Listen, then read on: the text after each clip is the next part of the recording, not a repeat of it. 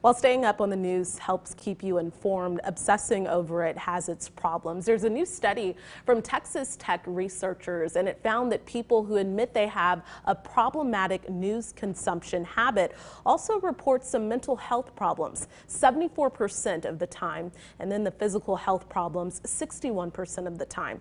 KXAN's Tom Miller talked with Texas Tech Associate Professor Brian McLaughlin about this problem. The study looked at what you call problematic news consumption. How do you define that?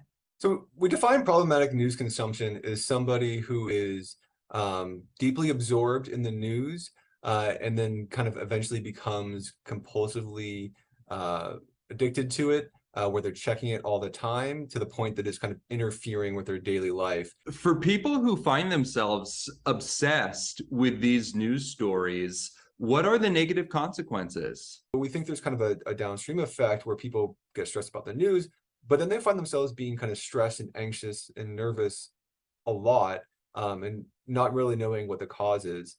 And then the physical health, we've measured things like sore back, headaches, digestive issues, and we also found that kind of people that had high levels of problematic news consumption also tended to suffer from a high level of these kind of physical ailments as well.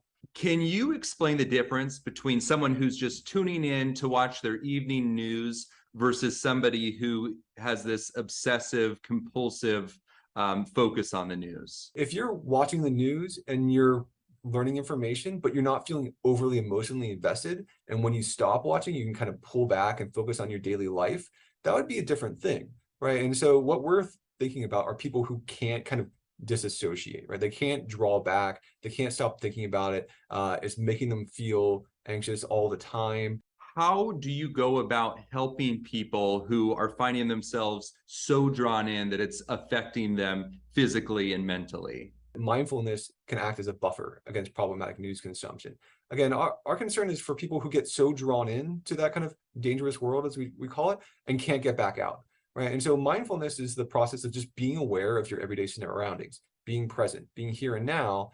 And for people that can do that, it can kind of calm themselves down. Right. Dr. Brian McLaughlin with Texas Tech University, thank you so much for your time.